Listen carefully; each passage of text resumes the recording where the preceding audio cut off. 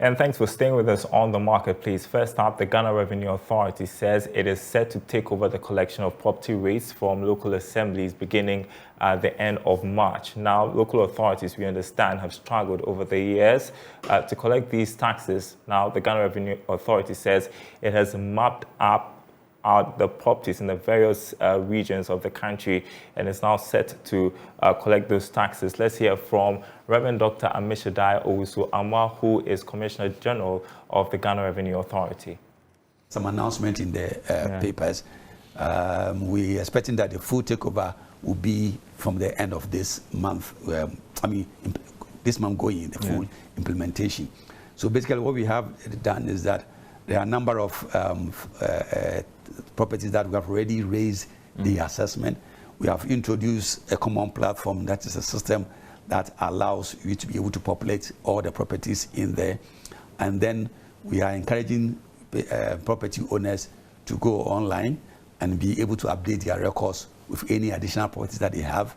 And then within that system, we are able to generate your rates applicable to your property. You know, the rates differ from area to area and municipality to municipality. And then we'll be able to advise the property owners of their rates. At the same time, we're also encouraging, once this, with the platform ready, we are encouraging property owners to also go in. And if even your rates, your applicable rate has not been generated yet, you can still even pay in advance if you so desire. And then when the rates are generated, you'll be able to get the right figure for your property rate. So end of March is the effective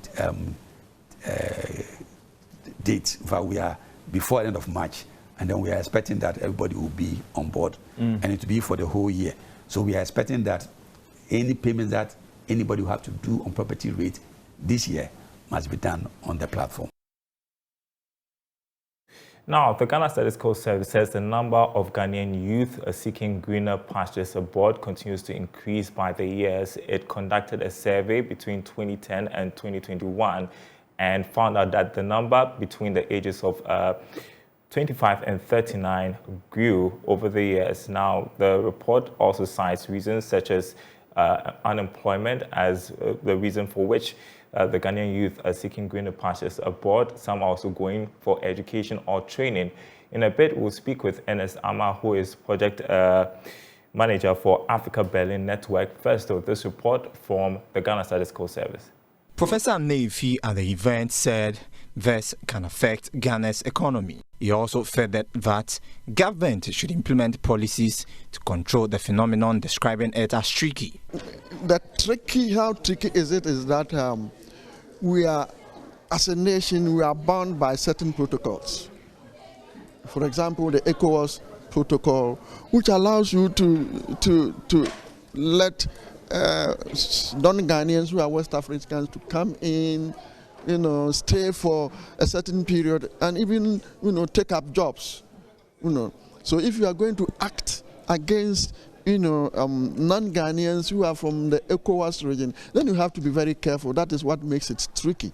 You know for sure that they are doing things which your own people do not like, but you cannot just take their complaints and use an iron hand or a hammer, to solve the situation.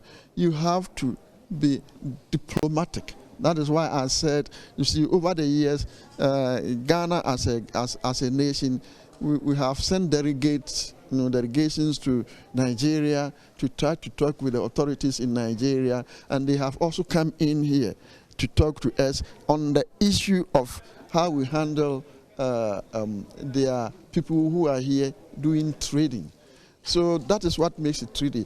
He stressed on the need for more jobs to be created. The name is business promotion. It tries to promote business among Ghanaians. So it gives Ghanaians some freedom to enter into certain areas. Meanwhile, those are the same areas where the non-Ghanaians are also going. Remember, a very large proportion of Ghanaians who are working are in the non-formal sector. And all these people who come in here also, go into the non-formal sector. So maybe we can come up with a policy which would enforce non-Ghanaians who come in here to go into certain designated sectors, so that they leave the non-formal sector to the Ghanaian populace. The report presents statistics on place of birth, duration of stay in current residence, main reason for moving, usual place of residence within the last 5 years. All right, Ernest, I'm a project manager for Africa Berlin Network, joins us on Zoom to discuss this further. The network brings together communities from startup ecosystems across Africa and Berlin. It's great to have you on the marketplace this afternoon, Ernest. And so the notion of people or young people seeking greener pastures is really not a new one. I guess the concern is the numbers that keep rising, especially during these times where we are facing an economic crisis. What challenge does this pose to us? Thank you very much, Daryl, for having me. I think generally most of us are familiar with the immigration problem here in Ghana and then the rest of Africa. And over the years, it has been the same factor that has been driving this migration, and it is, opportunity. Young people want to seek opportunity. And you ask about the problem that this poses. Of course, the obvious one is the brain drain situation.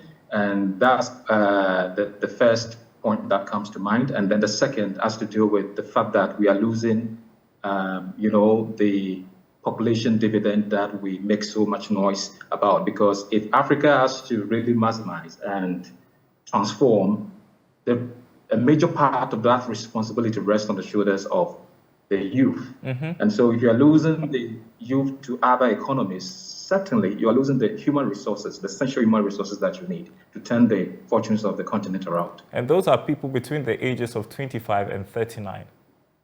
Exactly. It's a cause for worry because these are the productive elements of society, so to speak. And so if you are losing them, you should be very, very worried. Of course, there are other people who argue that if you look at the trends in terms of remittance, coming into the local economy. The last time I checked, Ghana was once the second largest recipient of remittances, in the sub-Saharan Africa. And at some point, Nigeria was one of the largest recipients of remittances. And so if you look at it from that angle, there is a school of thought that will make the case that, okay, there's some utility in the in this whole migration trend. But in the long term, this goes against Africa. And we can't blame the young people for wanting to leave, right? Because they feel there are no opportunities here in the country. Is that the case? What are we not getting right? Daryl, if it is difficult for young Ghanaians to start a life in the first place, it will be difficult for them to start a business. And I love the emphasis that in the video that you were playing, what the man was talking about, the emphasis on business promotion. Interestingly, if you look at the countries where these young, talented Ghanaians are moving into, USA, Germany, Canada, Japan, and all of that, if you look at the fundamental economy of these countries, you see that the backbone of the economies is small business. So the opportunity that exists in these countries is not coming from a vacuum. It has been intentionally generated, and this is what is attracting, young talents in Ghana, to these places. So the question really is, why can't we create this enabling environment here, such that people will be, young people will find it, convenient and at the same time reasonable to start something meaningful here? That is the question. And I can't say I have the answer to that because this problem, I think, is not new to people who govern or people who rule with political power in Ghana and then the rest of Africa. We've always known this problem. I guess the other question that needs answering is why, for instance, based on the report, there are quite a number of non-Ghanaians who are also coming into the country and are finding opportunities. For instance, we are told in the services sector, in the Greek sector, in the craft sectors, they seem to be finding something to do. And so then you ask yourself, so are there really not opportunities? There are opportunities in Ghana, and the point is how can you exploit these opportunities? Mind you, some of the opportunities that exist here in Ghana is not opportunities that you can apply your creative abilities to per se. You need some sizable resource. I'm not talking about resource here. I'm looking at financial resources, to be able to execute that. So I would not assume that the opportunities are existent and Ghanaians are not taking advantage of it. It could be that the non-Ghanaians who are coming in and taking advantage of these opportunities could be that they have access to resources, to exploit these opportunities. And this access that they have is something that native Ghanaians do not have. So I see that as a question to all of us to see how best we can make funding easily accessible to Ghanaians who want to venture into entrepreneurship or who want to start their own businesses. So that's how I frame it. Yeah, my last question, what else can we do as a country to, if not stop, reduce the number of young people that are heading out of the country? Where do we start from? I think we have to start from being, more intentional about creating an enabling environment. We have to move beyond the lip service. I think we've heard it time without number. We will do something about the brain drain situation in Africa, the immigration problem in Ghana, and then, we go back to bed and then we come back when the issue becomes serious again. I think what we need to do is to create an enabling environment that will make it, first and foremost, easy for indigenous folks, and this includes the youthful population of Ghana, to start a life. Because once their basic needs have been met, once they get access to capital, once they get access to support, it makes it very easy for them to start businesses on their own. So that's the starting point for me. All right, great to see you. And as Amma, project manager for the Africa Berlin Network, appreciate your time with us this afternoon. Hope we can talk some other time. All right, you're watching. Thanks for having me, Daryl. You're welcome. You're watching The Marketplace. $1.9 billion every year. That's how much Ghana loses to food waste, and that's according to a study conducted by the Danish Embassy. Here's more in this report. March 12 marks the day of the Sustainable Development Goal, which aims to reduce food loss along production and supply chains. Ahead of the day, Embassy of Denmark organized a seminar to sort solutions from Danish and Ghanaian stakeholders following the launch of the feasibility study for cold chain business and investment in Ghana by the embassy. Dan Akwe is lead researcher and executive director of Agri Impact Consult. After the research, then we realized that if you take tomato, yam, mango, citrus, and chilies, with the areas that we performed the analysis, the food loss was about $1.9 billion per annum. The commonest or the highest one was yam, and we're surprised that the food loss of yam was over $560 million per annum. The post-harvest loss of yam alone was about, mango was over $300 million. And if you take tomatoes alone in Greater Accra region, not the whole country, Greater Accra region, post-harvest loss of tomato was estimated at over $60 million per annum. Danish ambassador to Ghana, Tom Norin, emphasized the need to form partnerships and finding solutions to challenges facing the agri sector in Ghana. Denmark is actually traditionally a farming country. We've been an agrarian country for many, many years. So over the years, we've developed a lot of solutions that some of those will be applicable here. Others need to be adapted to be applicable here. We have companies today who look very much into finding solutions to food loss, including providing cold storage, cold chain, and other solutions. What we're saying is we want to bring in some of those Danish companies to match them with some of the Ghanaian partners, companies and partners who have the needs, and try and see if we can find long-lasting solutions. One of the things that we are saying very much is that we believe that these kinds of partnerships create real ownership on both sides, both, let's say, the person that, or the company that brings in the solutions and those who use the solutions. brings in real partnership and ownership, because both parties will have ownership. And through that ownership, we will create long-lasting solutions, thus sustainable solutions. The report, commissioned by the Danish Embassy on Food Loss and Waste in Ghana, is titled Feasibility Study for Cold Chain Business, which involves the transportation and distribution of temperature-sensitive products. Now, Fort Amsterdam in Abanze in the Central Region has played a key role in the era of slave trade. Now, several years down the line, it is now a tourist site. And as we mark Ghana Month, my colleague James Ishen visited the fort to assess its state. Here's more. Fort Amsterdam is a former slave fort which is located in Abanze in the Central Region of Ghana, that is in Fantiman district for that matter. This particular fort was built by the English in between the year 1638 to 1645. That is a 7-year period. Follow me for more gist as I take you through the ins and outs of Fort Amsterdam in Abanze.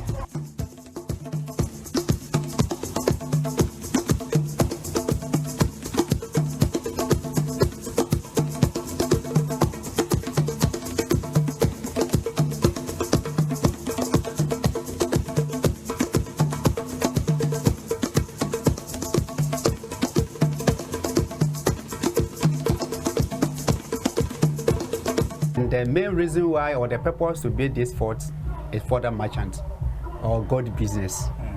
So because of that, we don't have any tenant over here. We have only one door, no door of return. Then in 1638, that was a war between Dutch and British, and then the Dutch won the war and they took the fort from the British.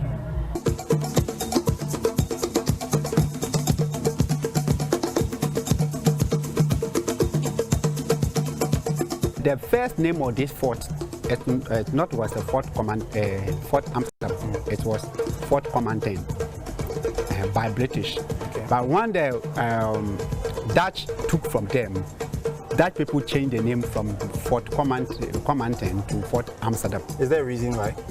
The reason was, it's all about, because it's the one who want to, just to rename the place. Yes. Okay. So the first name of this fort, by the owners. So they also want to change the name because of the business that also want to use this fort for. Okay. But the Dutch people, the British people use this for the gold business. Yes, but they also changed from gold business to slave trading. Over 20 historic forts and castles are dotted along Ghana's coast, some in crumbling ruins and others remarkably intact. Over centuries, they have changed hands from the Portuguese to the Dutch, British, and now Ghanaians.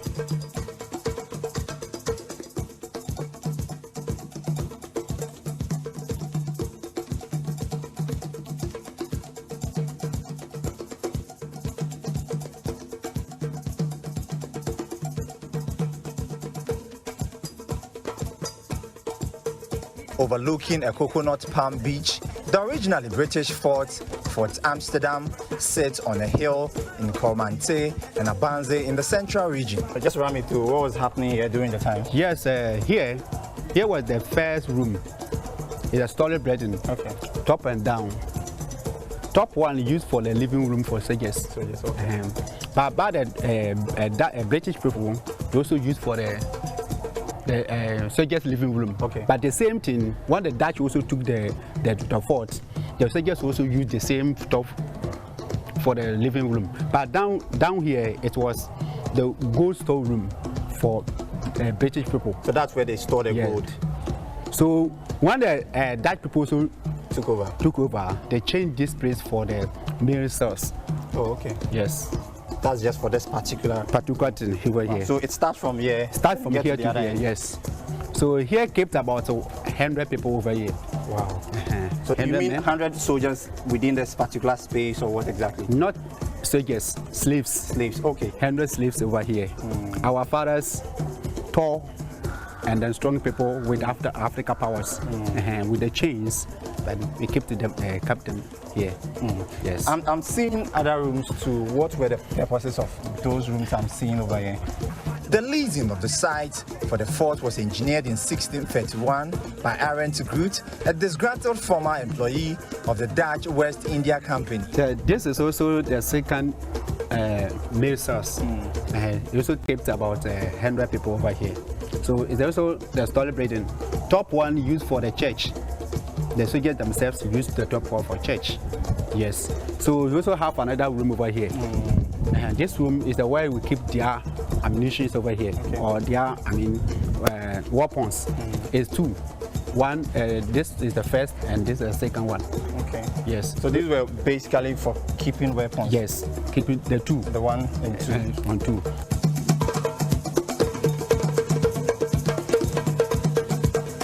Use this room for punishment room or the condemned cells. Okay. Yes, condemned cells. So it's the smallest among all the rooms. Yes, this room.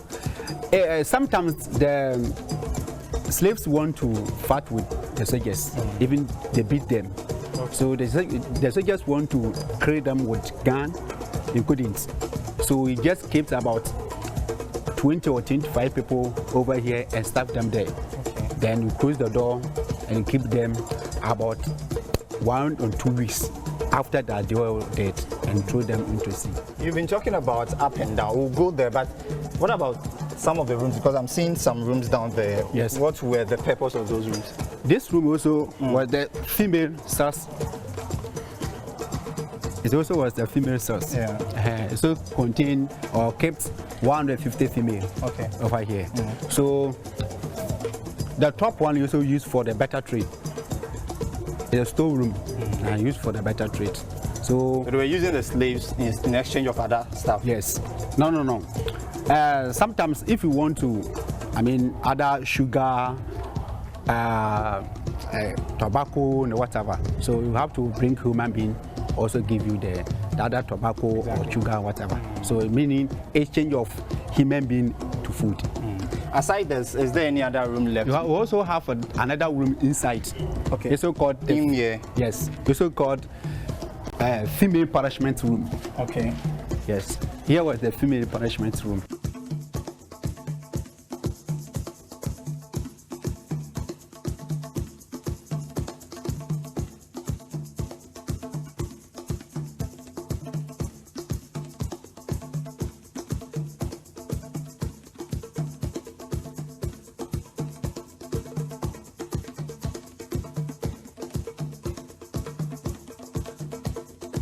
So this room is called a female punishment room. So sometimes the soldier wanted to rape our mothers over here. Yeah. So if you're not allow yourself to sit with you, we get beat you and they put you in this room. And what about this? This is a two door, first door and second door. Can I have a look? Yes. This is how the room is. Oh, okay. So the floor remains the same. Yes. This is how the room is. Right. So having this, as I said earlier, you've been talking about up and down. Yes. I want to know what was actually happening up there, or what were the purpose of those rooms up there. So let's kindly check out there and know what were they using those rooms for. Okay.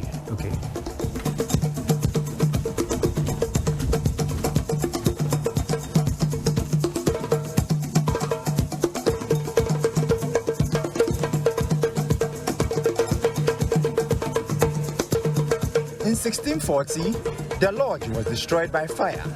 Believing the Dutch to be the assassins, a charge fervently denied the British built a heavily fortified fort. Never reoccupied, Fort Amsterdam remained as a ruin until its 1951 restoration by the Ghana Museums and Monuments Board. Yet in 2023, more work is needed to keep the fort in shape. For Joy Business, James Eshen. And thanks to James for that report. Certainly throughout this month, you want to check out some of our tourist sites, and Fort Amsterdam is certainly one of those sites you need to visit during this period when we celebrate our heritage. And that's the Marketplace. Thanks for watching, everyone. More news on our website, myjoyonline.com/business. We will be back same time next week.